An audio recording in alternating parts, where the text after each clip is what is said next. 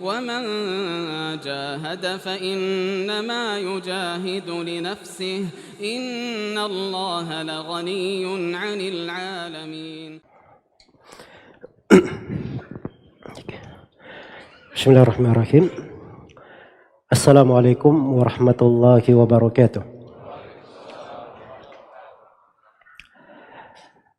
Innal hamdalillah nahmaduhu wa nasta'inuhu wa nastaghfiruh wa na'udzu billahi min shururi anfusina wa sayyiati a'malina. May yahdihillahu fala mudilla lahu wa may yudlil fala hadiya lahu. Asyhadu an la ilaha illallah wahdahu la syarika lah wa asyhadu anna Muhammadan abduhu wa rasuluh. Ya ayyuhalladzina amanu taqullaha haqqa tuqatih wa la tamutunna illa wa antum muslimun. Ya ayyuhan nasu taqu rabbakumul ladzi khalaqakum min nafsin wahidah wa khalaqa minha zawjaha wa batha minhuma rijalan katsiran wa nisaa'a wattaqullaha alladzi tasaaluna bihi wal arham innallaha kana 'alaikum raqiba. Ya ayyuhalladzina amanu taqullaha wa qulu qawlan sadida yuslih lakum a'malakum wa yaghfir lakum dhunubakum wa may yuti'illaha wa rasulahu faqad faza fawzan 'azima. Amma ba'd. Fa inna asdaqal hadithi kitabullah wa khairal hadi Muhammadin sallallahu alaihi wasallam wa syarral umuri muhdatsatuha fa inna kulla muhdatsatin bid'ah wa kulla bid'atin dhalalah wa kulla dhalalatin finnar. Ma'asyiral ikhwa wal akhwat, kaum muslimin dan muslimat rahimani wa rahimakumullah. Alhamdulillah, kita bersyukur kepada Allah Subhanahu wa taala dipertemukan di masjid yang mulia ini dalam sebuah kajian. Semoga Allah Subhanahu wa taala selalu menaungi kita semua dengan rahmat dan hidayahnya dan menerangi hati-hati kita dengan ilmu, keimanan dan petunjuk. Dan semoga Allah Subhanahu wa taala menganugerahkan kepada kita semua keikhlasan dalam ucapan dan amalan, memberkahi kita di dalam segala makna kehidupan ini, dan semoga Allah mengampuni segala dosa dan kesalahan dan menjauhkan kita semua dari segala hal yang bisa membahayakan di kehidupan dunia maupun di kehidupan akhirat. Innahu waliyyu dzalika wal qadiru alaih.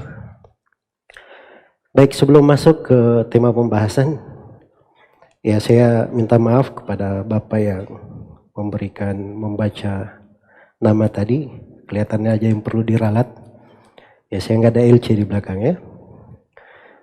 Nabi sallallahu alaihi wasallam bersabda, al-mutasyabbi' bima la yu'ta kalabithi thawbi zur. Orang yang berkenyang-kenyang dengan apa yang tidak diberi seperti orang yang memakai dua pakaian kedustaan. Ya, saya nggak mau disandarkan kepada saya hal yang tidak ada pada saya. Baik. Kemudian yang kedua,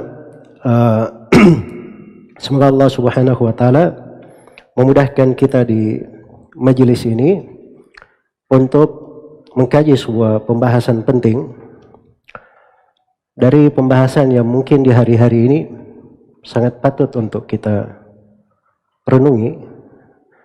Iya, karena umat ini adalah umat yang dimuliakan oleh Allah Subhanahu wa taala, diberi berbagai keutamaan dan kebaikan. Hanya saja kadang di sekitar mereka ada orang-orang yang ingin memasukkan bahaya-bahaya. Di tengah mereka kadang menyusup sebagian manusia yang ingin melemahkan dari umat ini, memecah belah, dan kadang menimbulkan berbagai kerugian di tengah umat. Karena itulah di dalam prinsip pokok agama ini, sebagaimana yang tertera di sebuah surah yang kita baca setiap kali kita sholat, kita dengarkan dari imam di sholat jahriyah,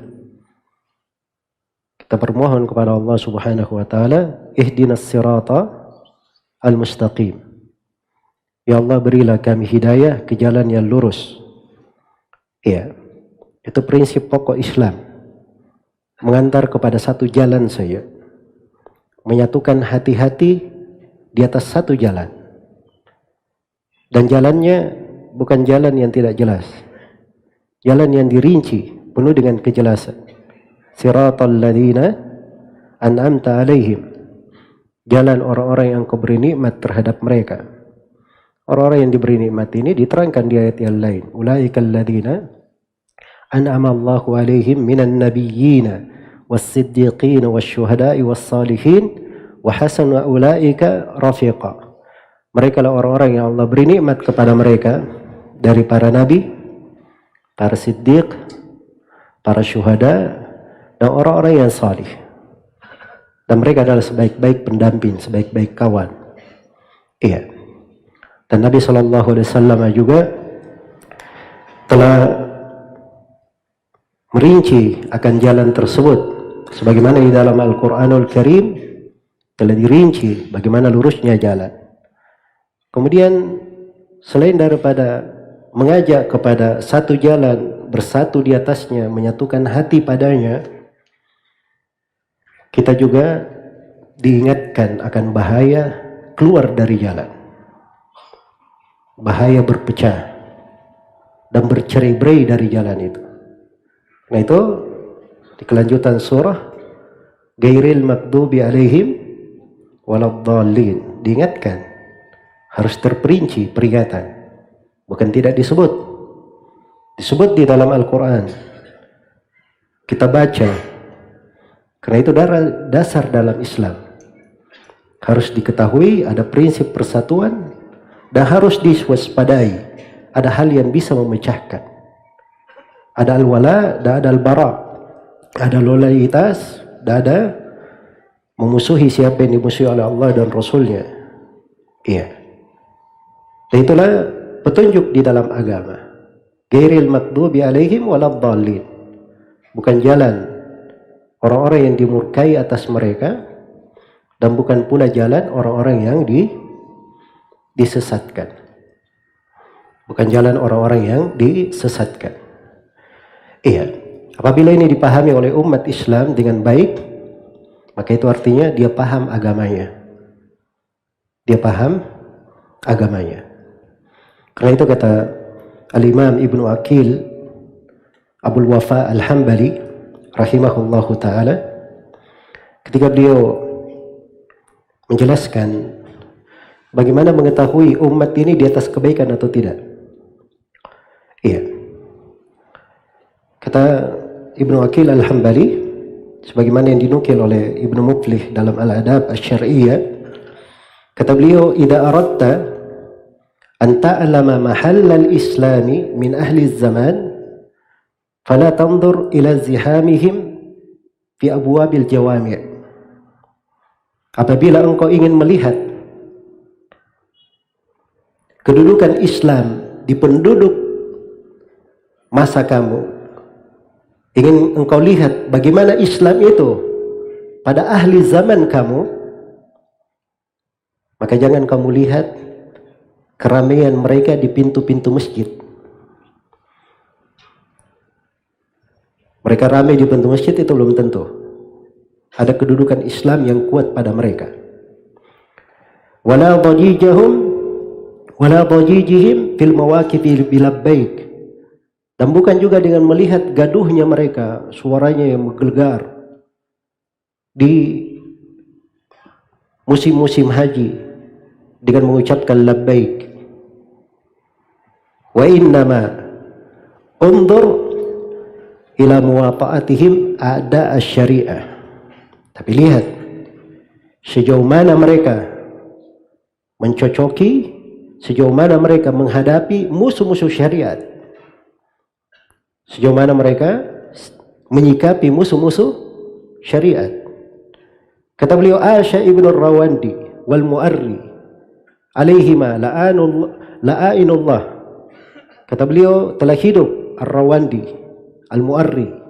Al-Mu'arri ini Abul Ala Al-Mu'arri, dua orang itu di masa dahulu dari kalangan para penyair, keluar dari mereka kalimat-kalimat kekafiran. Kalimat-kalimat kekafiran. Dan di sini Ibnu Aqil sendiri berkata, semoga laknat-laknat Allah menimpa mereka berdua. yunadhimun wa yunfirun, mereka membuat syair-syair, mengucapkan kalimat-kalimat kufran dengan kekafiran. Wa asyu sinin, mereka hidup bertahun-tahun. Wa udzibat kuburuhum, kuburan mereka diagungkan. Wasturiyat tasanifuhum, karya-karya tulis mereka dibeli. Kata beliau, hada yadullu ala burudatid din fil qalbi. Dan ini menunjukkan dinginnya agama di hati. Ya, kalau dari penduduk negeri itu mengingkari dari hal-hal yang besar yang membahayakan umat, itu baru bagus. Mereka kenal Islam dengan benar. Tapi kalau hidup dari orang-orang yang berbuat kerusakan, manusia-manusia bernisbat kepada Islam tapi berucap kekafiran-kekafiran, apalagi membahayakan umat Islam di negeri-negerinya dengan perpecahan, kerusuhan, menghasut, mengadu domba, dibiarkan begitu saja, itu menunjukkan dinginnya agama di dalam hati. Tidak ada hal yang kuat. Iya. Karena itulah para ulama dari masa ke masa itu menjelaskan dari bahaya-bahaya yang bisa mengancam negeri ini. Bisa mengancam negeri-negeri kaum muslimin. Iya. Dan kita di hari-hari ini kita menyaksikan dari berbagai bahaya yang mengancam negeri kita. Khususnya dari sekelompok manusia yang ingin memecah belah negeri ini. Membuat penduduk negeri ini terpisah-pisah, terpecah-pecah. Iya. Dan harus diketahui, itu ada makar-makar yang berasal dari luar. Dan ada makar-makar yang disusupkan dari dalam. Disusupkan dari dalam. Dan ini semuanya dari bahaya yang harus diperhatikan. Dan makar yang berasal dari dalam itu lebih dahsyat untuk diingatkan daripada apa yang datang dari luar. Karena itu pelajaran pertama kalau baca surah Al-Baqarah, lihat surah Al-Baqarah ayat 1 sampai 5 menjelaskan sifat kaum mukminin. Ayat 2 sampai 7 sifat orang-orang kafir. 13 ayat setelahnya menjelaskan sifat kaum munafikin. Orang kafir cuma 2 ayat. Kaum munafikin berapa ayat? 13 ayat kaum munafikin. Diterangkan. Dirinci sifat-sifatnya. Orang kafir, dia kafir. Di luar, bahaya dari luar. Kaum muslimin tahu. Tapi ini memakai pakaian umat Islam. Iya. Berbicara dengan lisan umat Islam. Penampilannya penampilan umat Islam. Dia musuh dari dalam. Karena itu dirinci tentang kaum munafikin di banyak tempat dalam Al-Quran. Dan ada surah-surah khusus berbicara tentang mereka, tentang bahayanya, dan bagaimana kaum munafikin ini punya potensi yang sangat besar di dalam memecah belah dan dalam membuat kerusakan di tengah umat. Iya. Dan ini belakangan ini masuk sebagian manusia, mereka menganggap bahwa kelompok Syiah itu bagian dari umat Islam. Syiah Rafidhah. Iya. Bagian dari umat Islam. Mulai ada yang mengatakan ya kita hargailah. Ya mereka juga madhab dari madhab Islamiyah. Madhab kelima. Masya Allah. Ya. Kita di tengah umat ini dikenal ada madhab Hanafi, Maliki, Syafi'i, Hanbali. Ini katanya madhab apa? Madhab kelima. Iya. Itu mulai bergulir seruan itu. Asalnya dari Mesir seruan itu. Belakangan ini mendekatkan antara sunnah dan apa? Sunnah dan Syiah. Iya. Tapi ternyata banyak juga dari tokoh-tokohnya yang menyesal setelah itu. Karena ketika dia ingin cari titik-titik pendekatan antara sunnah dan Syiah, tidak diketemukan. Karena buku-buku Syiah semuanya bertentangan dengan makna bisa didekatkan. Bertentangan dengan makna apa? Bisa didekatkan. Karena itu kalau ada yang menulis buku Sunnah Syiah bergandengan tangan, mungkinkah? Nah ini kalau dia bukan orang Syiah, berarti ini orang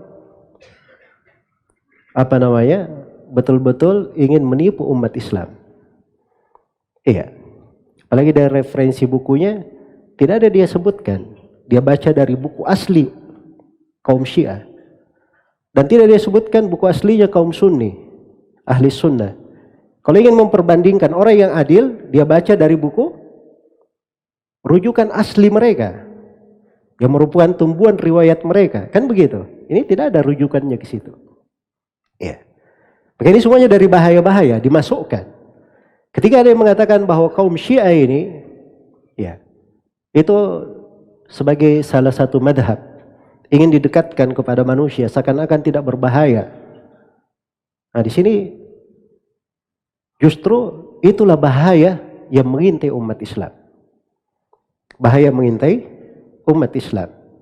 Ya mungkin muncul pertanyaan, kenapa bisa dikatakan bahwa kaum Syiah ini mereka punya sejarah kelam di dalam memecah belah umat Islam?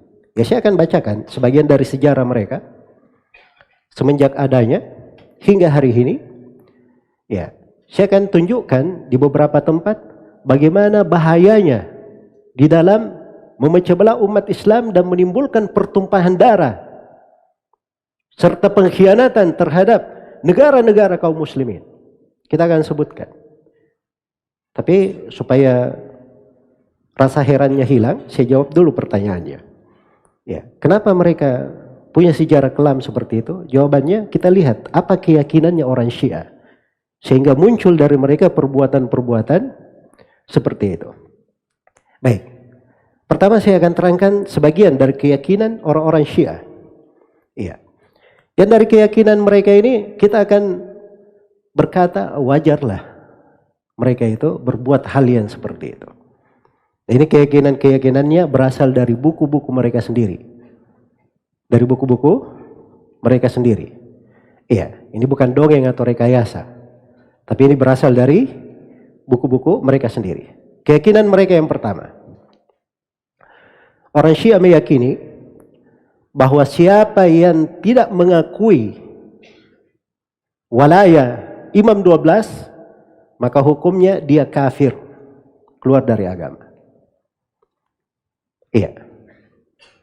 Siapa yang tidak mengakui keimaman dari imam 12 mereka, maka itu hukumnya kafir, keluar dari Islam.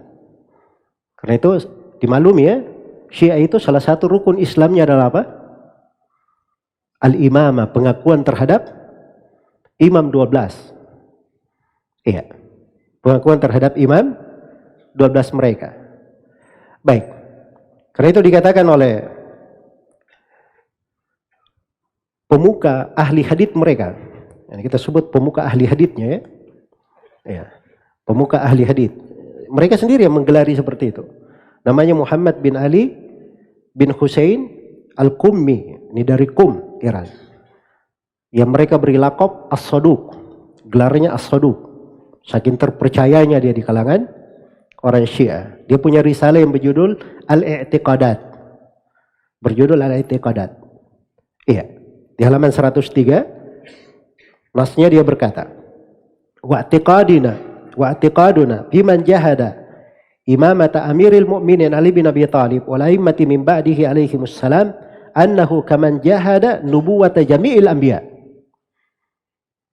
Katanya keyakinan kami, akidah kami, siapa yang mengingkari keimaman Amirul Mukminin Ali bin Abi Thalib dan para imam setelahnya maksudnya anak-anak Ali bin Abi Thalib setelahnya. Jelas ya? Sampai ke imam 12-nya yang bernama Muhammad bin Hasan Al-Askar. Imam 12-nya ini sudah keluar ya. Dia sudah ada Sudah keluar, sudah lama. Iya, maksudnya sudah lahir. Ya, sudah lahir. Hanya saja dia belum menampakkan wajahnya ke manusia. Terus di mana dia? Lagi bersembunyi di gua yang bernama gua Sirdap. Itu di Iran tuh, guanya dikasih kerangkeng sama mereka. Jadi Masya Allah ya, Imam Mahdinya ini sudah bersembunyi beratus-ratus tahun. Sudah punya negara pun masih belum berani keluar Imam Mahdinya. Ya. Baik. Jadi dia katakan siapa yang mengingkari keimaman Ali bin Abi Thalib dan para imam setelahnya, alaihimussalam, itu mereka bahasakan kalau menyebut imam 12-nya, itu mereka katakan alaihissalam. Sama kalau menyebut siapa? Menyebut Nabi. Itu hukumnya kata mereka, kata Al-Qummi ini, As-Saduq ini, hukumnya seperti orang yang mengingkari kenabian seluruh nabi. Bayangkan, Masya Allah ya, mengingkari kenabian siapa? Seluruh nabi. Kita itu di hukum Islam, kita ingkari satu nabi saja, kafir keluar dari Islam. Nah, ini mengingkari apa? Seluruh nabi, Masya Allah. Ya. Kemudian kata beliau, kata As-Saduq ini, ya. Baik. Katanya wa i'tiqaduna fi man aqarra bi amiril mu'minin wa anqara wahidan min ba'dihi minal a'immah annahu bimanzilati man aqarra bi jami'il anbiya wa ankara nubuwata nabiyina Muhammadin sallallahu alaihi wa alihi. Ya. Adapun keyakinan kami, akidah kami terhadap orang yang mengakui keimaman Ali bin Abi Thalib, diakui. Tapi dia mengingkari keimaman salah satu dari imam 12 mereka setelah Ali bin Abi Thalib, maka itu kedudukannya seperti orang yang mengakui seluruh nabi, tetapi dia mengingkari kenabian Nabi Muhammad sallallahu alaihi wasallam. Baik. Jadi ini dari pernyataannya terkait dengan kedudukan siapa? Kedudukan imam 12-nya. Tidak diakui keimamannya, berarti kafir, keluar dari Islam. Iya. Kafir keluar dari Islam.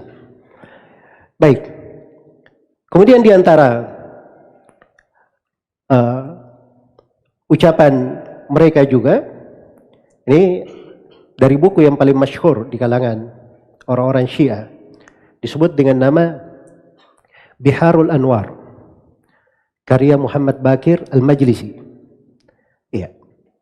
Dia katakan bahwa lafaz kesyirikan dan kekafiran itu digunakan untuk orang yang tidak meyakini keimaman Ali bin Abi Thalib dan para imam setelahnya. Jadi hukumnya dua, disebut musyrik dan disebut apa? Kafir. Masya Allah, sekaligus dianggap berbuat kesyirikan. Dua labelnya ya, bukan kafir saja, musyrik juga sekalian. Iya, mungkin kalau ada yang selain musyrik dia akan kumpulkan juga masuk di situ. Baik. Kata beliau fadalla alaihim ghairuhum, ya. Wa faddala alaihim ghairahum yadullu ala annahum mukhalladuna finnar. Kalau ada yang mengutamakan siapapun di atas imam 12 ini, maka hukumnya mereka ini kekal di dalam neraka. Hukumnya mereka apa? Kekal di dalam neraka. Baik. Jadi ini satu sudut. Iya. Dari keyakinan mereka. Iya. Kemudian dimaklumi di dalam buku-buku Syiah itu, ya. Mereka menganggap bahwa tidak ada keimaman yang syah selain daripada keimaman imam 12. Tidak ada yang syah. Ya. Jadi kalau ada pemimpin di negeri manapun, itu asalnya menurut orang Syiah itu kepemimpinan yang tidak syah. Jelas ya? Makanya kalau ada negara, ada misalnya khalifahnya, atau ada sekarang misalnya disebut sebagai kepala negaranya, apakah itu presiden, raja, ya, atau disebut putra mahkota, perdana menteri, apa saja kepala negara, itu bagi mereka tidak syah. Sebab yang syah cuman Imam 12. Mungkin ada yang bertanya, loh Presiden Iran apa kedudukannya bagi mereka? Nah, Presiden Iran itu bagi mereka namanya Al-Qaim Anil Imam. Ya, seorang yang mewakili imam sementara. Jelas ya? Mewakili imam sementara. Jadi memang ini prinsip dasarnya. Prinsip dasarnya. Karena itu kalau dia berada di dalam sebuah negeri, dia tidak akan akui pemerintahan yang ada. Ya. Dia hidup di dalam negeri ini. Mungkin saja sebagiannya ada di majelis menjadi anggota dewan. Tapi bagi dia Pak Presiden Joko Widodo itu bukan presiden. Tidak syah sebagai apa? Sebagai kepala negara bagi mereka. Itu keyakinan mereka. Ada di dalam buku-buku orang-orang Syiah. Kemudian yang kedua, dari keyakinan orang-orang Syiah, dia berkeyakinan bahwa ahli sunnah itu adalah musuh ahlul bait. Ahli sunnah adalah musuh siapa? Ahlul bait. Iya. Baik. Jadi berdasarkan keyakinan mereka ini, ya, mereka menancapkan permusuhan terhadap siapapun yang bukan Syiah. Terhadap siapapun yang bukan Syiah. Ya. Karena bahasa mereka selain dari Syiah itu namanya nasib atau nawasib. Namanya nawasib. Nawasib itu katanya adalah orang yang memusuhi Ahlul Bait. Iya. Karena itu disebutkan oleh syekh mereka yang mereka sebut sebagai alimnya, ahli tahqiqnya, orang yang sangat teliti di tengah mereka. Ya, katanya namanya Husain ibn Muhammad Al-Usfur Al-Bahrani. Dia punya kitab judulnya Al-Mahasin An-Nafsiyah. Iya.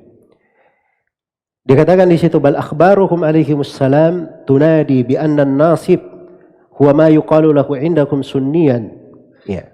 Wala kalama fil murad bin nasib hum ahlut tasannun. Jadi mereka katakan bahwa tidak ada silam pendapat di kalangan, di kabarnya, di semua riwayat dari Imam Ahlul Bait bahwa nasib itulah yang disebut sunni. Itu nawasib. Mereka yang disebut sebagai sunni. Dan ucapan Ahlul Bait seperti itu. Bahwa mereka adalah orang yang mengikuti sunnah. Ya. Bahkan orang-orang belakangannya itu merinci siapa saja dari nawasib yang merupakan ulama sunnah seperti Ibnu Taimiyah, Ibnu Katsir, Ibnu Jauzi, ya, Ad-Dahabi, Ibnu Hazm. Itu ada di dalam buku Kashful Haqa'iq karya seorang Syiah yang bernama Ali Al-Muhsin. Baik. Jadi permusuhan mereka ya terhadap an-nawasib itu luar biasa. Ya, karena itu di buku An-Nasb wan Nawasib karya Muhsin Al-Muallam, dia sebutkan di situ satu judul bab, judulnya Nawasib fil ibad akthar min mi'ati nasib. Nawasib di tengah hamba-hamba itu lebih dari 200. Di antara mereka yang nawasib Umar ibn Khattab, Abu Bakar As-Siddiq, Utsman ibn Affan, Ummul Mukminin Aisyah radhiyallahu taala anha, Anas bin Malik, Hassan bin Thabit, Az-Zubair bin Awwam, Sa'id bin Musayyab, Sa'ad bin Abi Waqqas, Talha bin Ubaidillah, Imam Al-Auza'i, Imam Malik, Abu Musa Al-Asy'ari, Urwa ibn Zubair, Imam Al-Dhahabi, Imam Al-Bukhari, Az-Zuhri, Al-Mughirah ibn Syu'bah, Abu Bakar Al-Bakillani, Asy-Syaikh Hamid Al-Faqih juga masuk di dalam nawasib. Ini belakangan ya. Iya. Jelas ya? Jadi semuanya dihitung sebagai apa? Nawasib bagi mereka. Nah, kalau sudah masuk ke dalam nawasib, itulah hukum-hukum berat. Ya. Di dalam buku-buku mereka terhadap an-nawasib, bahwa mereka adalah musuh dari Ahlul Bait. Kalau musuh dari Ahlul Bait bagaimana?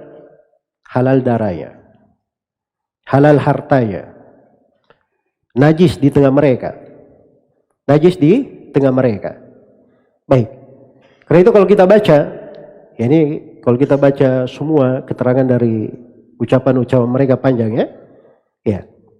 Tapi di antara ucapan mereka ya yang diterangkan oleh ahli haditsnya Muhammad bin Ali Ibn Babawai Al-Qummi itu tadi yang diberi gelar As-Saduq, di dalam bukunya yang lain yang berjudul Ilalus Syara'i', ya, dia meriwayatkan riwayat dari Abu Abdullah salah seorang imam Ahlul Bait. Ditanya, bagaimana pendapatmu tentang hukum membunuh nasib? Hukum membunuhnya. Kata beliau, halalud dam. Halal darahnya. Halal darahnya. Tapi katanya, akan tapi saya berhati-hati saya memperingatkan kamu. Ya. Berwaspada. Kalau kamu mampu, misalnya ada nasib, terus ada tembok, kamu dorong tembok itu, menimpa dia sampai dia mati. Atau ada nasib ahli sunnah, kamu tenggelamkan dia, ya, ke dalam air, tapi dengan catatan tidak ada yang melihatmu, maka silahkan kamu lakukan. Ya, silahkan kamu lakukan. Jadi memang gayanya mereka seperti itu. Jadi kalau mau cari yang terang-terangan, itu Syiah seperti itu gayanya. Jelas ya? Itu sudah metode hidup mereka, gaya hidup. Ya. Jadi mau cari betul-betul Syiah menghadapi itu tidak ada. Karena salah satu akidah mereka juga akan kita terangkan, mereka mengatakan belum ada jihad sekarang, tidak boleh ada jihad. Jelas ya? Tidak boleh ada jihad. Jadi seperti itu. Baik. Terus ditanya lagi, bagaimana pendapatmu tentang mengambil hartanya? Itu darah tadi ya, membunuh. Sekarang mengambil hartanya bagaimana? Ya begitu juga, kalau kamu mampu, ambil hartanya. Kalau kamu mampu, ambil hartanya. Dan ini riwayat disebutkan juga oleh beberapa orang Syiah. Ar-Hurrul Amili dalam kitabnya Wasailus Syiah, atau yang terkenal di belakangan yang disebut dengan nama Ni'matullahi Al-Jazairi dalam kitabnya Al-Anwar Al-Nu'maniyah, itu dia sebutkan juga tentang bolehnya membunuh nawasib ahli sunnah dan halal akan darah-darah mereka. Iya, halal akan darah-darah mereka. Baik. Ada riwayat mereka juga, ya, disebutkan di dalam kitab Ahkamus Syiah karya Al-Hairi Al-Ihqaqi. Dia katakan bahwa najis itu ada 12 jenis. Jadi najis ada berapa di kalangan orang Syiah? Ada 12. Ya. Dia sebut orang-orang kafir. Itu najis. Dan dia sebut juga orang-orang nawasib. Itu najis. Dan ini dari kejahilan orang Syiah ya. Karena kafir itu, kalau orang kafir itu bukan najis badannya. Tapi najis apa? Najis keyakinannya, najis ma'nawi. Baik. Dan di antara riwayat-riwayat mereka juga, mereka selain daripada menghalalkan darahnya, menghalalkan hartanya, juga menghalalkan untuk menawan anak-anak dan istrinya. Ya. Jadi pikiran mereka. Jadi semua yang bukan Syiah itu sikapnya. Itu sikapnya. Karena itu kalau mereka membunuh, menumpahkan darah, ya memang itu di dalam buku-bukunya. Ajarannya memang seperti itu. Ajarannya memang seperti itu. Baik. Kemudian di antara keyakinan orang-orang Syiah juga yang melandasi sejarah kelam mereka, mereka ini meyakini haramnya berjihad sebelum munculnya Al-Mahdi. Sebelum munculnya Al-Mahdi, imam 12 mereka, Muhammad ibn Askar, Muhammad bin Hasan al-Askar. Jadi sebelum dia muncul, sebelum dia keluar, masih haram berjihad. Tidak boleh ada jihad. Jelas ya? Karena itu akan datang. Nanti bagaimana orang-orang Syiah ini, itu yang menjadi sebab masuknya Tatar ke Baghdad. Ya. Kaum muslimin ingin memerangi orang-orang kafir, orang Syiah tidak mau mendukung. Bagi mereka belum ada apa? Belum ada jihad. Iya. Tapi giliran mereka berkuasa, dia bunuhi orang-orang ke sana sini. Iya. Dia bunuhi manusia di sana sini. Sebagaimana yang akan datang di sebagian catatan sejarah mereka. Baik. Jadi ini beberapa keyakinan Syiah terkait dengan masalah ini. Ya kalau dasarnya adalah hal ini, itu wajar ya. Kenapa mereka ada sejarah kelam di dalam menumpahkan darah, memecah belah kaum muslimin, menggulingkan pemerintah kaum muslimin, melakukan pengkhianat kepada pemerintahan. Itu ada di dalam sejarah mereka, sebabnya karena memang keyakinannya menuntun mereka ke sana. Keyakinannya menuntun mereka ke sana. Belum lagi dari keyakinan-keyakinan yang lain yang memang mengajarkan untuk benci kepada ahli sunnah. Kita ini dituduh menyembunyikan Al-Quran. Al-Quran yang kita baca itu tidak seperti Al-Quran yang asli katanya. Mereka ada belasan riwayat ya tentang Al-Quran. Ada belasan riwayat. Salah satu riwayat Syiah dari buku mereka yang paling populer, ya, yang dikatakan dengan nama Usulul Kafi. Usulul Kafi ini kalau kita umat Islam itu namanya Sahih Al-Bukhari. Tahu Sahih Al-Bukhari ya? Nah ini bagi mereka buku hadits yang paling topnya namanya Usulul Kafi. Di Usulul Kafi disebutkan Quran yang kita pegang itu katanya sepertiga dari mushaf Fatimah milik mereka. Sepertiga. Berarti Qurannya mereka berapa juz kalau begitu? Hah? 90 juz ya kira-kira. Ya, dan lebih uniknya lagi, katanya tidak ada satu huruf pun di mushaf Fatimah itu berada di mushaf kita. Iya. Jelas ya? Dan ini ada dari buku-buku Syiah. Jangan mengatakan rekayasa, oh itu tidak ada. Ya, itu ada di buku-buku mereka. Karena itu orang yang tidak kenal Syiah, memuji Syiah itu orang yang tidak baca buku-bukunya saya. Tidak membaca dari buku-buku mereka dan tidak mengerti bagaimana sejarah kaum Syiah ini. Baik. Kemudian di sini saya akan mulai menjelaskan ya beberapa hal dari perbuatan kaum Syiah. Mereka berkhianat atau membuat kekacauan di dalam menimbulkan perpecahan di tengah umat Islam. Iya. Di tengah umat Islam. Kita mulai yang pertama dari sejarah terbunuhnya Utsman ibnu Affan radhiyallahu taala anhu. Iya. Ini banyak orang yang tidak bercerita tentang sejarah ini. Banyak yang tidak bercerita. Dipikirnya bahwa yang membunuh Utsman ibnu Affan itu adalah orang-orang Khawarij. Ya, tidak ada hubungannya dengan Syiah. Nah, ini mereka tidak mengerti. Ya. Mereka tidak mengerti bagaimana kaum Syiah ini. Jadi harus dipahami bahwa terbunuhnya Utsman ibnu Affan radhiyallahu taala anhu itu ada prosesnya, tidak begitu langsung datang. Tiba-tiba ada orang mengepung rumah Utsman ibnu Affan 40 hari 40 malam. Nah seperti itu kejadiannya. Nah disitulah pencetus Syiah. Ya, dan tokoh mereka yang merintis kelompok Syiah itu Abdullah bin Saba, yang dikenal di buku-buku Syiah dengan nama Ibnu Sauda. Iya. Ini kalau orang Syiah dari kehebatannya sekarang ini kalau bilang itu Abdullah bin Saba yang mendirikan Syiah, itu cuman cerita fiktif ahli sunnah. Ya. Sama buku itu tadi yang bilang itu juga sunnah Syiah bergandengan tangan. Begitu juga komentarnya, itu fiktif aja katanya. Ya, jelas ya? Ini orang nggak baca buku-buku Syiah. Loh, orang Syiah sendiri di buku-bukunya mengakui. Ada di buku Syiah pengakuan terhadap siapa?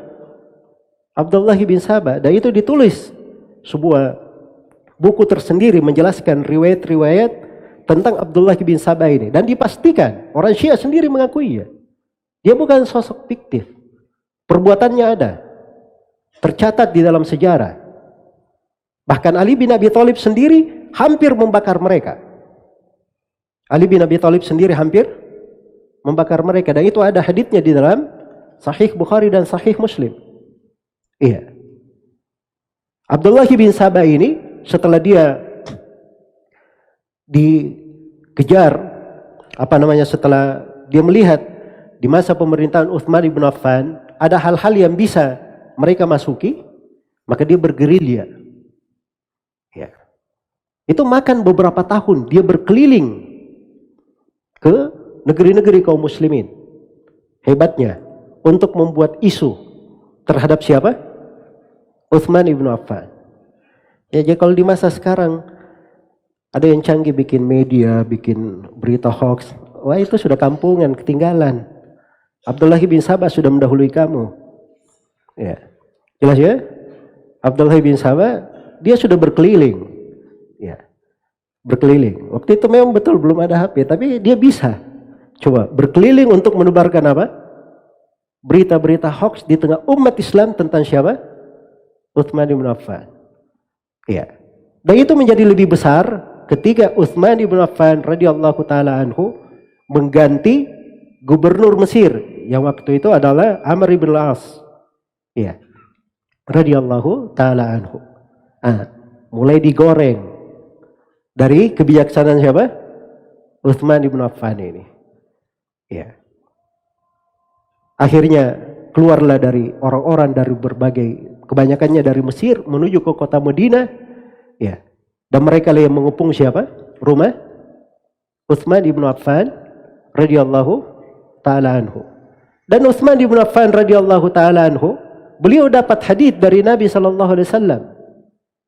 Iya. Beliau dapat hadis dari Nabi sallallahu alaihi wasallam. Ya, beliau pernah masuk di sebuah rumah, atau Nabi sallallahu alaihi wasallam pernah duduk di sebuah rumah dan kakinya masuk ke sumur. Maka Abu Bakar As-Siddiq minta izin untuk masuk.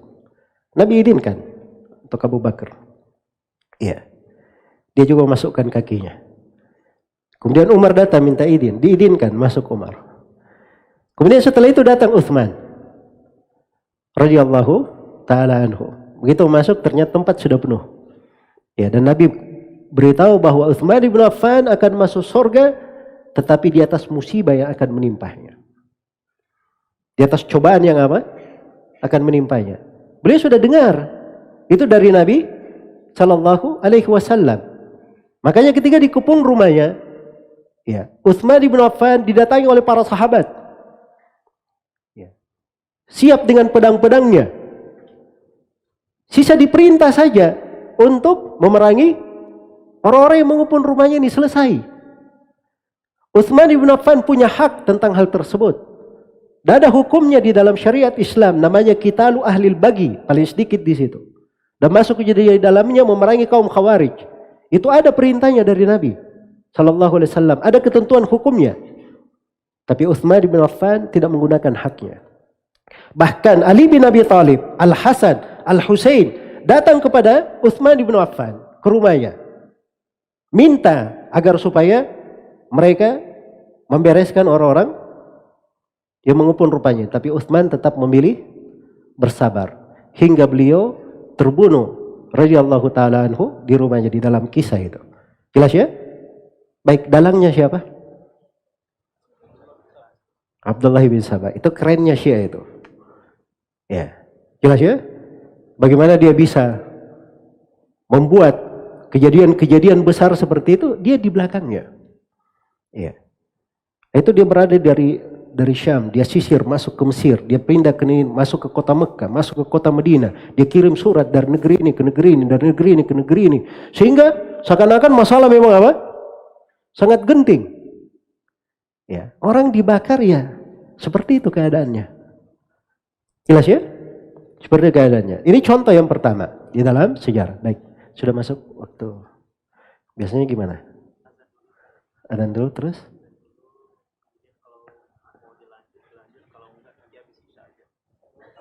Baik, adzan dulu, terus jeda antara adzan qomat saya lanjut sedikit, terus kita sholat ya. Baik.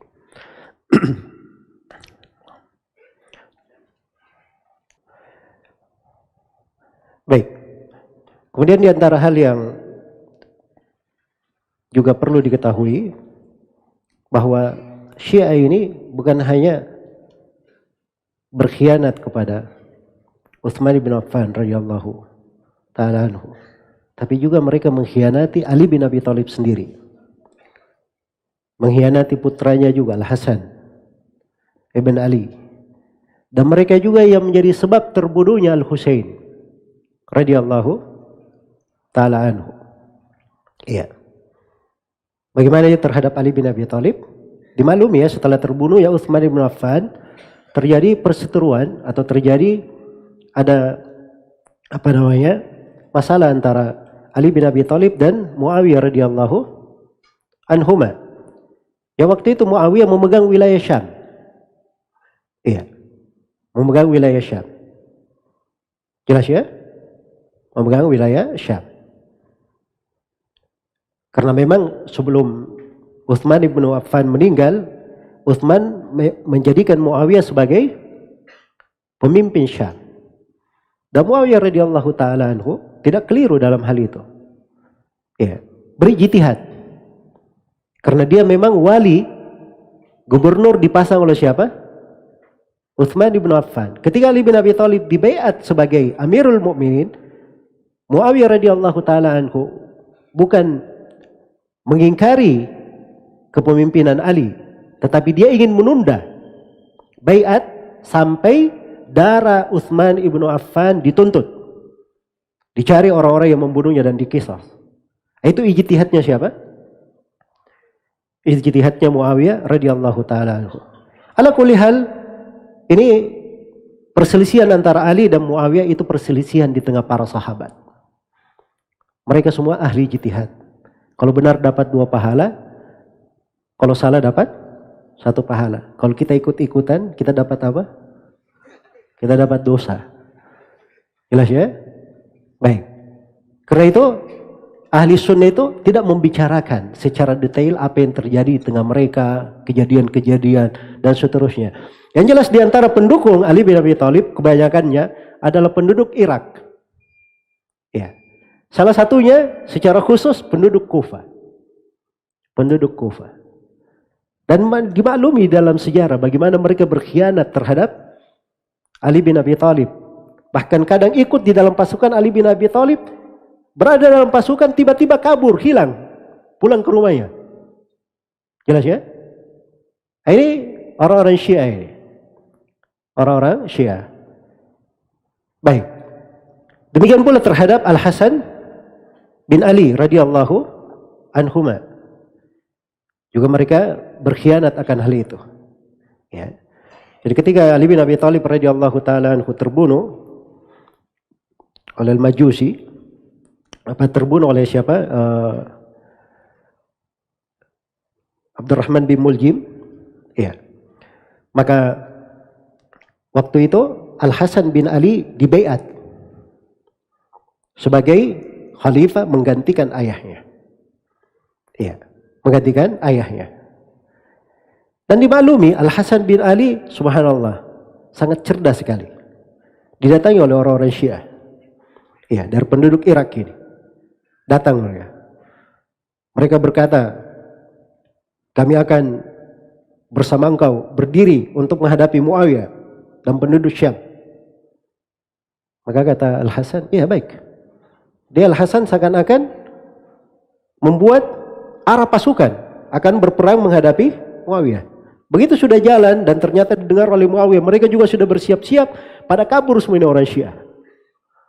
Ya. Ini sudah diketahui oleh siapa? Al-Hasan bin Ali radhiyallahu taala anhu. Beliau ingin mempermalukan mereka. Iya. Dan ini kisah-kisah disebutkan ya oleh At-Tabari rahimahullahu taala dan selainnya. Baik. Al-Hasan bin Ali setelah itu beliau karena didatangi oleh Abu Bakrah Nufai ibn al-Harith, dia berkata kepada Al-Hasan bin Ali, "Wal Hasan, saya mendengar dari Nabi sallallahu alaihi wasallam sebuah hadis. Dan waktu itu engkau masih kecil, masih berada di atas pangkuan Nabi sallallahu alaihi wasallam. Nabi bersabda, "Inna ibni hada sayyid, la'allahu yuslih baina ta'ifataini 'azimataini minal mu'minin." Sungguhnya anakku ini, putraku ini, maksudnya Al-Hasan. Nah, karena itu keturunan Al-Hasan itu semuanya disebut Ahlul Bait. Sebab Nabi menganggapnya sebagai siapa? Sebagai putranya. Jelas ya? Iya. Sungguhnya anakku ini itu adalah seorang pemimpin. Nanti dia akan mendamaikan 2 kelompok besar dari umat Islam yang bertikai. Ya, mendengar hadis itu Al-Hasan tahu apa kewajibannya. Iya. Maka beliau pun menyerahkan kekuasaan kepada Muawiyah radhiyallahu taala anhu. Menjadilah Muawiyah Amirul Mukminin. Dan itu tahun dikenal dengan tahun persatuan. Setelah itu 30 tahun umat Islam dalam tahun persatuan. Ya. Gara-gara satu hadis dihafal oleh Abu Bakrah, dia simpan sampai di masanya disampaikan kepada siapa? Kepada Al-Hasan ibn Ali. Satu hadis yang dia hafal. Nah itu saya selalu berkata kepada kawan-kawan para penuntut ilmu, Jangan meremehkan dari ilmu yang dipelajari. Mungkin hari ini tidak kelihatan faedahnya. Gak tahu di hari esok, di hari lusa. Ya, ilmu itu bisa menjadi obat, bisa menjadi kawan, bisa menjadi suatu penyelesaian. Sepanjang tetap bersama seorang hamba, maka pasti akan bermanfaat untuk dia. Iya. Dan terakhir, mereka juga berkhianat kepada siapa? Al-Husain radhiyallahu taala anhu. Iya. Al-Husain radhiyallahu taala anhuma. Semoga Allah meridhai beliau dan meridhai ayahnya Ali bin Abi Thalib radhiyallahu taala anhuma. Baik. Jadi Al-Husain ini juga oleh orang-orang Syiah di Kufah. Ya, ketika Muawiyah radhiyallahu taala anhu meninggal, maka di tahun 60 Hijriah anaknya Yazid bin Muawiyah dibaiat sebagai khalifah. Dan umurnya waktu itu masih 35 tahun. Masih 35 tahun. Baik. Maka waktu itu sebagian sahabat belum membaiat seperti Al-Husain. Kemudian Abdullah bin Zubair. Iya. Dan Abdullah bin Zubair sendiri, beliau setelah itu dibaiat oleh penduduk Mekah dan daerah-daerah yang berada di sekitarnya. Sehingga beliau syah sebagai Amirul Mukminin. Sebagai Amir Al-Mukminin diakui, dibaiat oleh Abdullah bin Umar waktu itu. Jelas ya? Jadi ada pemerintahan di Syam, ada pemerintahan di Mekah. Ya. Jadi kalau datang Hizbut Tahrir, orang-orang jahil ini mengatakan khalifah harus pemimpin seluruh dunia, ya ini orang tidak pernah belajar memang. Jelas ya? Tidak mengerti. Makanya sembarang bicara. Dengan alasan itu dia tidak mau menerima pemimpinan. Ini mirip dengan orang-orang Syiah, cuman gaya bahasanya yang beda. Gaya bahasanya berbeda. Kalau Syiah imam 12-nya saja yang harus diakui, selain dari mereka tidak syah. Kalau ini mereka menganggap pemimpinnya syah itu cuman khalifah yang memimpin dunia. Ya, kalau Indonesia ini tidak syah bagi mereka. Nah, itu kejahilan ya.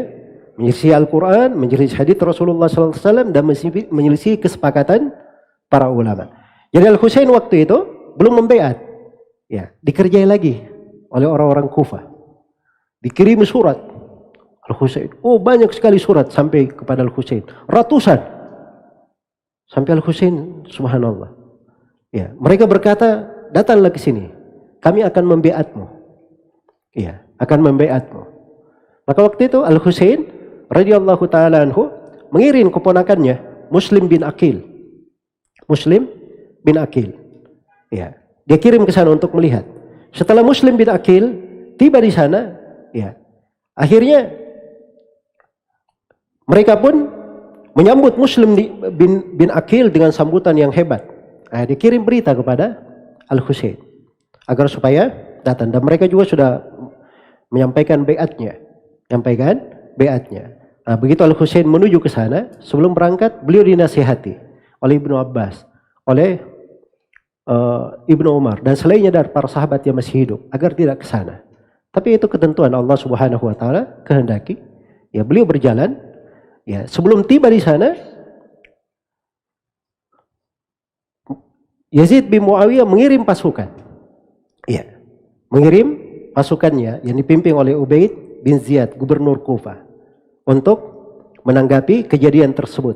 Maka setelah itu dipastikan, ya, maka ditahanlah, ya, orang-orang yang terlibat di dalamnya, dan Muslim bin Aqil sendiri, rahimahullah, beliau terbunuh, dan penduduk Kufah ini semuanya hilang. Yang tadinya jumlahnya 4.000 itu semuanya pada kabur, tidak ada yang muncul. Jelas ya? Tidak ada yang muncul. Maka Al-Husain, ya, waktu itu berangkat.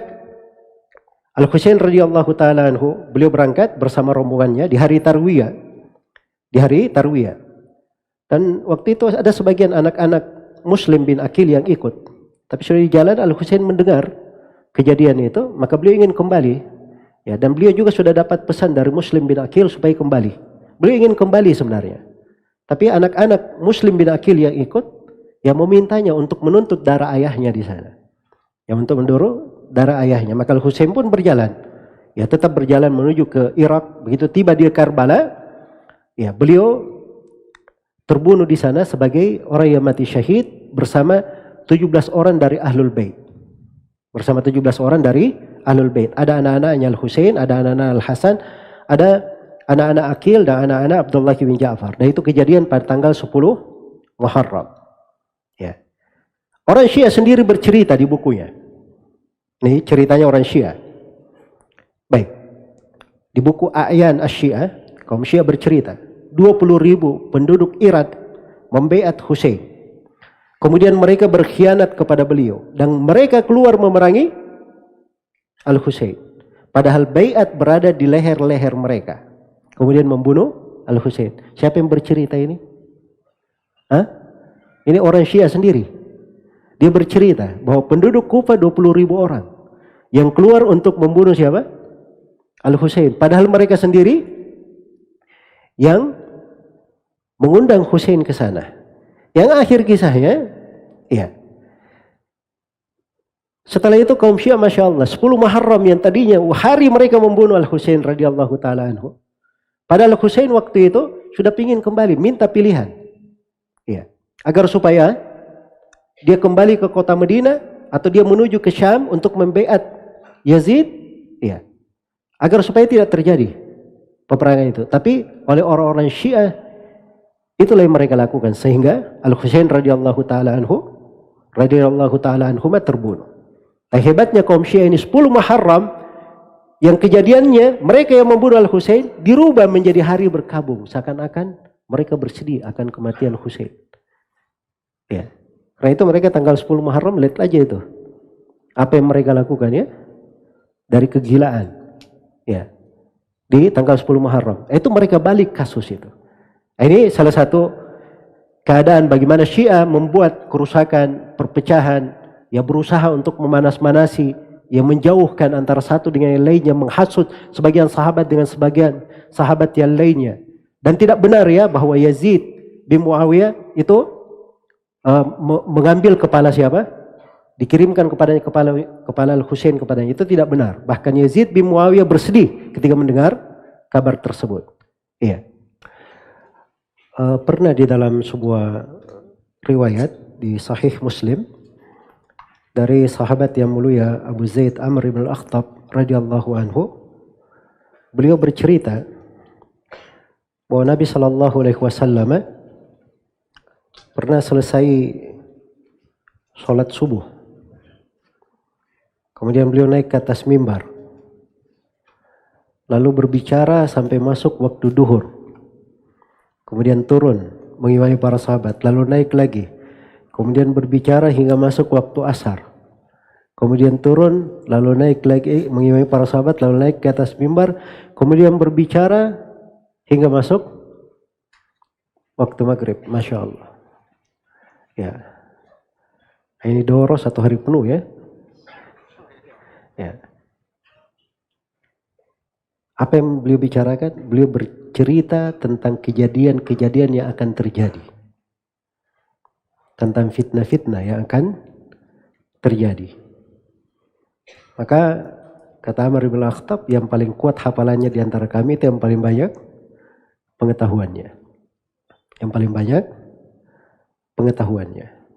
Jadi memang Nabi SAW itu kadang memberikan kepada para sahabatnya hal-hal, mengingatkan perkara-perkara yang bisa mengancam dan membahayakan.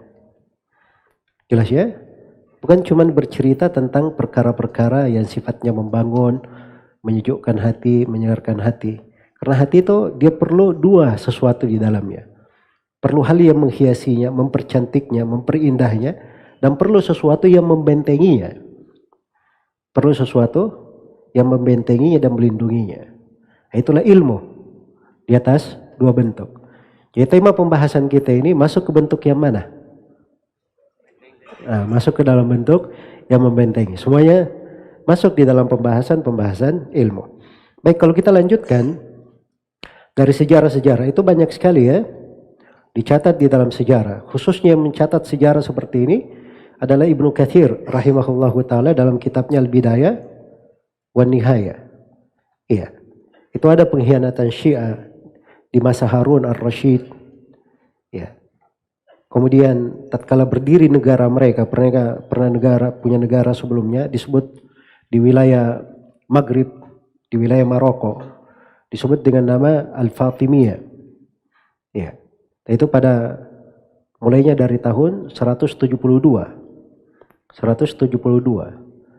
Di situ bagaimana mereka menghapus sunnah dan menghidupkan Syiah.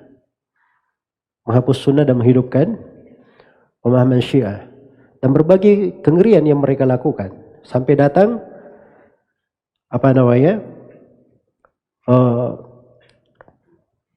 di tahun 278 setelah selesai wilayah Fatimiyah itu ada namanya Al-Qaramitah.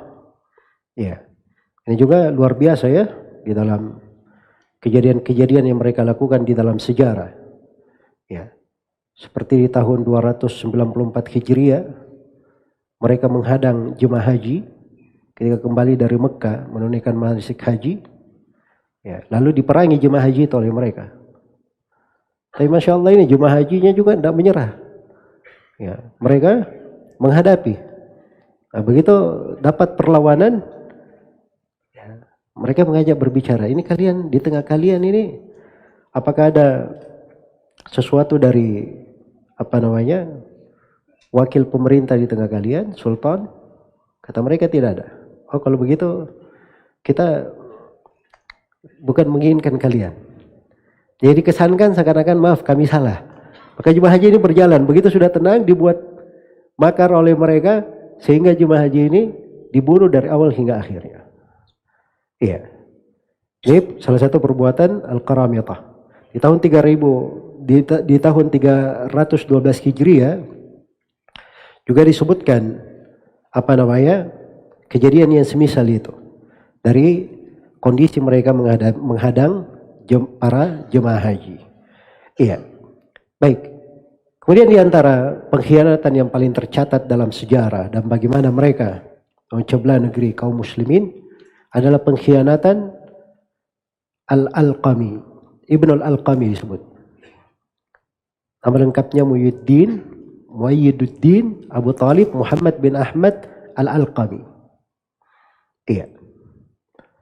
Dan ini di kejadian disebutkan oleh Ibnu Katsir. Kisahnya ini di kejadian tahun 642 Hijriah.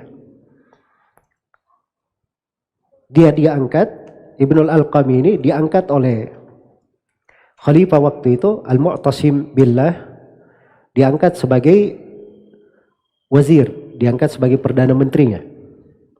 Ya. Maka begitu Tatar masuk, ya.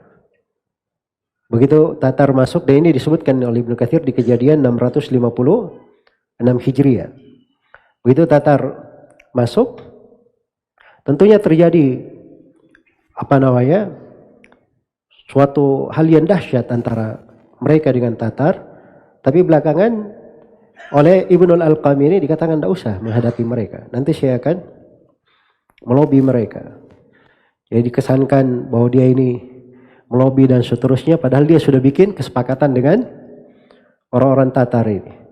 Maka diundanglah khalifah dalam sebuah acara. Kemudian diundang pasukannya. Kemudian dikesankan tidak apa-apa, diletakkan senjata. Khalifahnya dipanggil masuk bersama rombongannya. Maka semua dari pasukannya dibunuh dari awal hingga akhirnya, dan khalifahnya berserta keluarganya juga akhirnya seperti itu. Baik. Dan disebutkan oleh Ibnu Katsir rahimahullahu taala di kejadian ini, kata beliau ada perbedaan pendapat tentang berapa jumlah korban musibah yang menimpa kaum muslimin waktu itu. Ada yang mengatakan yang meninggal waktu itu 800.000 orang. Dan ada yang mengatakan 1.800.000 orang. Dan ada yang mengatakan 2 juta orang yang meninggal. 2 juta orang. Karena itu tercatat sangat kelam sekali Ibnu Al-Alqami ini.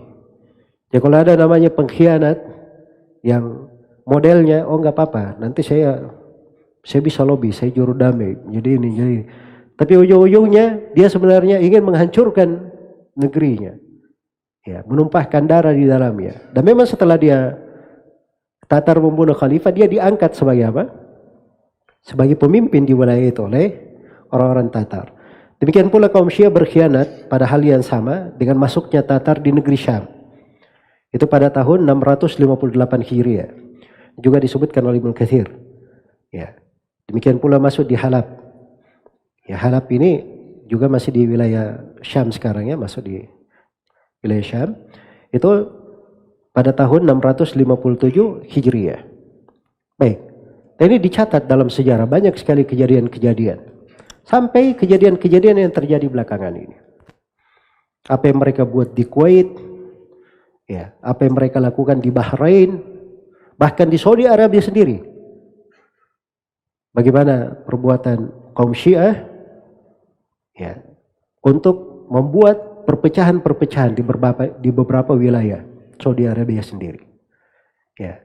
Dan jangan lupakan bagaimana Yaman hingga hari ini itu semuanya perbuatan dan pengkhianatannya orang-orang Syiah yang menjual negerinya kepada Iran dan yang semisal dengannya. Iya.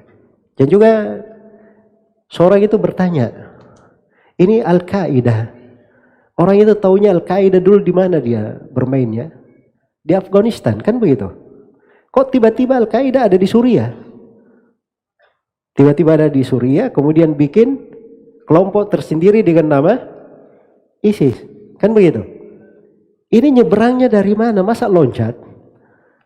Dari Afghanistan tiba-tiba lompat semua, tiba-tiba ada di mana?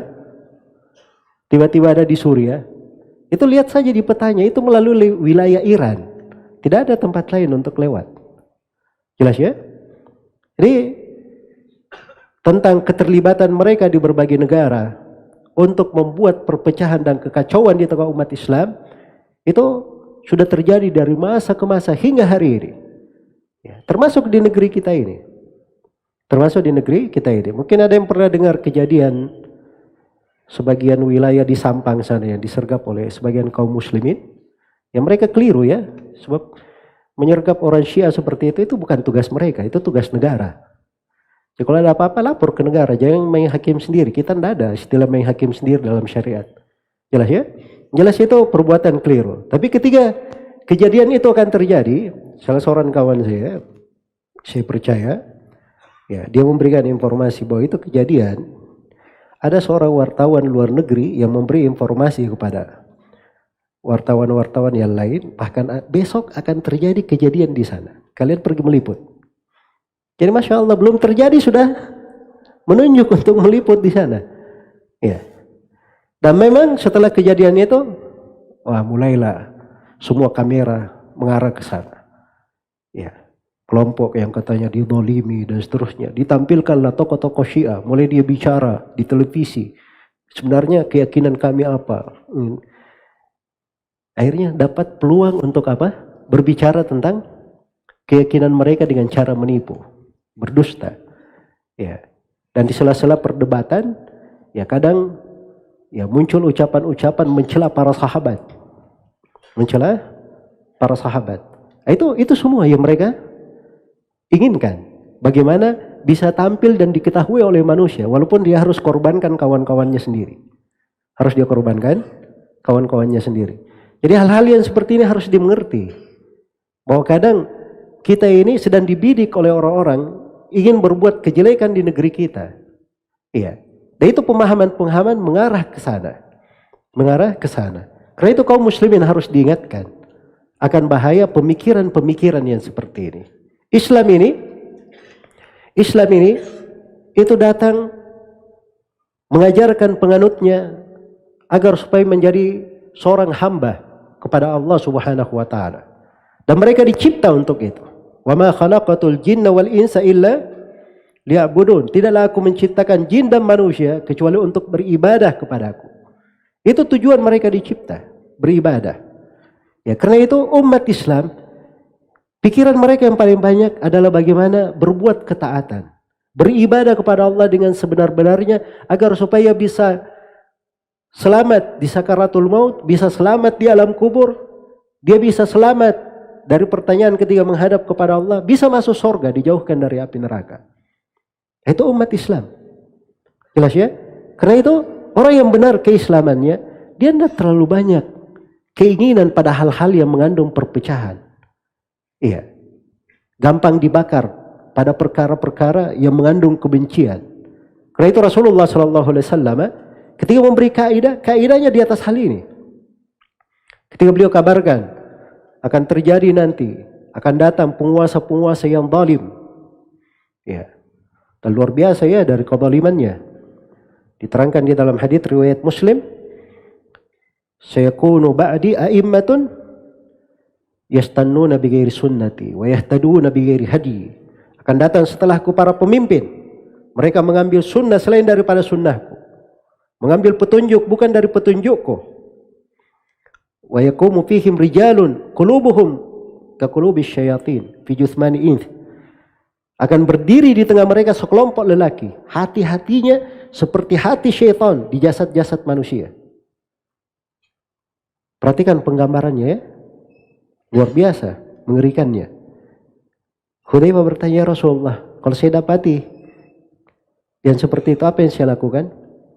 Kata beliau, tasma'u wa tuti'u wa in duriba dhuhruka wa ukhidha maluka isma' wa ati'. Kata beliau, kamu dengar dan taat kepada pemerintah. Walaupun dipukul punggungmu, diambil hartamu, dengar dan taat. Ya. Tidak diberi rincian oleh Nabi. Lihat dulu, barangkali ini pemerintah ini ya keliru. Ya, ada kebijaksanaannya yang harus kita tentang. Ya. Jelas ya? Nah, diberi rincian seperti itu oleh Nabi. Sebab itu bertentangan dengan makna penghambaan. Ya. Kalau dia ingin memperbaiki, bukan begitu caranya. Bukan dengan cara berbuat kerusakan, memecah belah. Datangi pemerintahnya, nasihati secara langsung. Ya. Itu caranya. Kalau dia tidak bisa seperti itu, dia cari kepada orang yang bisa menyampaikannya. Dia tidak dapat, dia bersabar, berdoa kepada Allah. Ya. Tidak ada yang berkata, oh, masa kita sabar terus, sampai kapan mau sabar? Sabar itu ada batasnya. Ya, kalau sabar ada batasnya, bukan sabar lagi namanya. Ya sabar memang seperti itu, sabar. Jelas ya?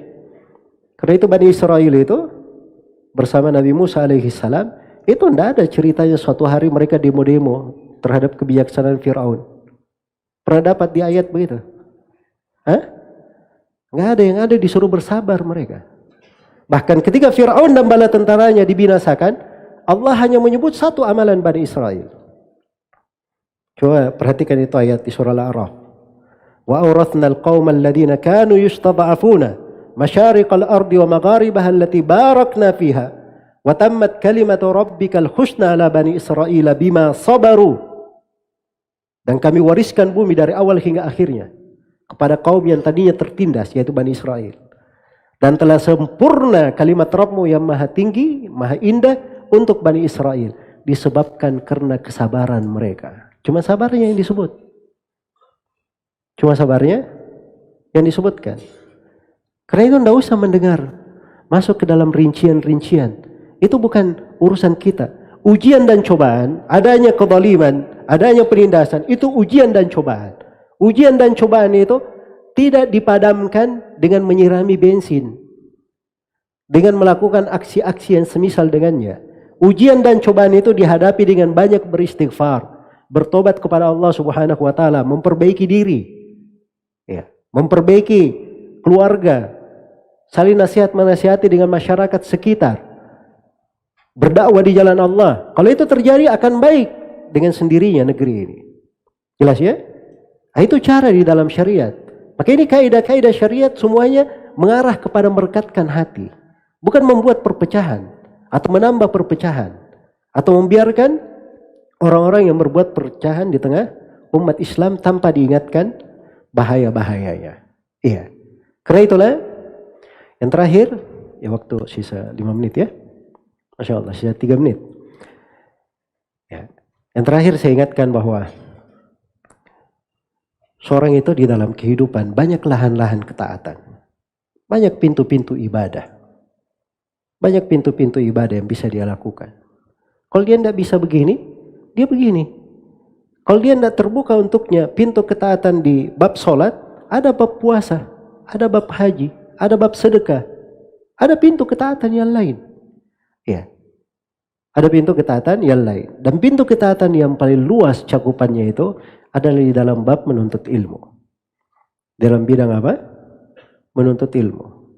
Karena itu keutamaan dan manfaat belajar menuntut ilmu, mengkaji ilmu-ilmu agama, dan bagaimana ilmu agama itu menenangkan, membangun jiwa, membentuk jiwa, melindungi, kemudian merekatkan serta menghindarkan seseorang dari kejelekan, itu luar biasa manfaat-manfaatnya di dalam uraian ayat-ayat Al-Quran dan hadis-hadis Rasulullah Sallallahu Alaihi Wasallam.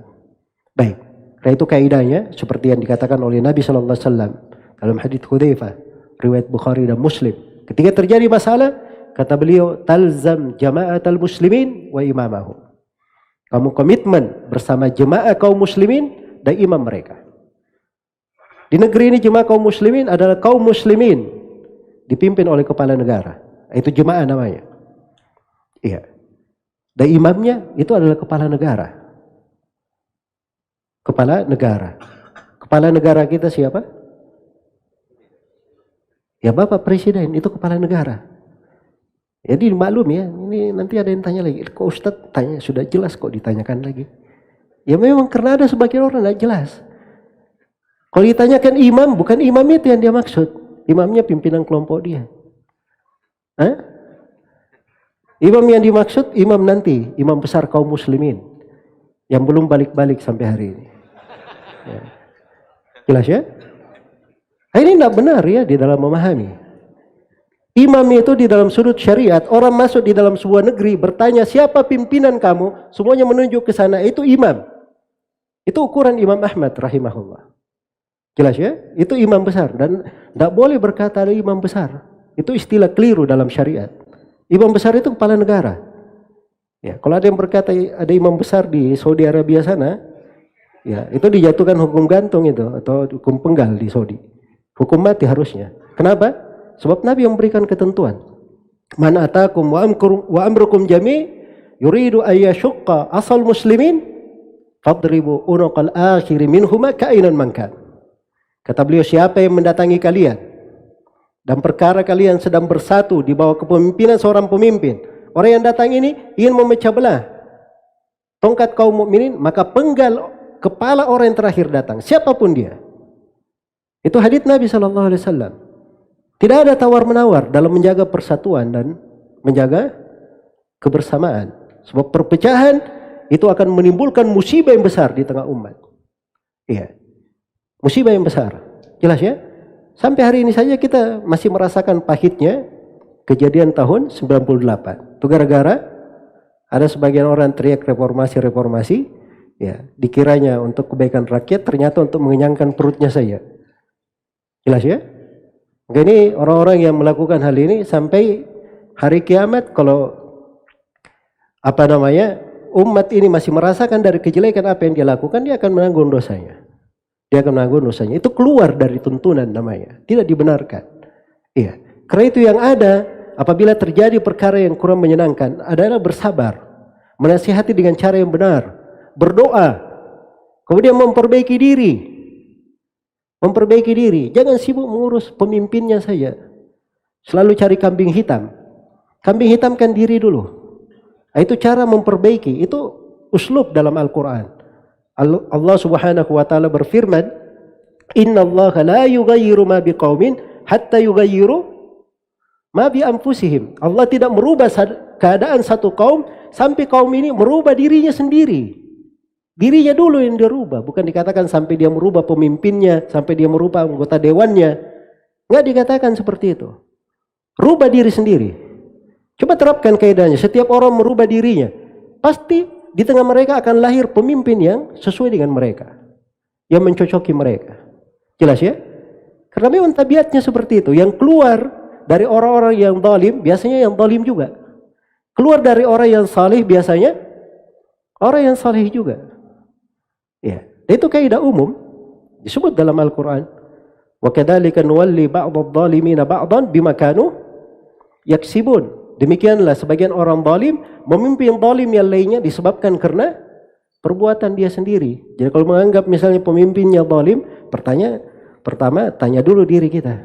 Ya, barangkali kita banyak melakukan kezaliman ini. Perbaiki diri, introspeksi diri. Ya.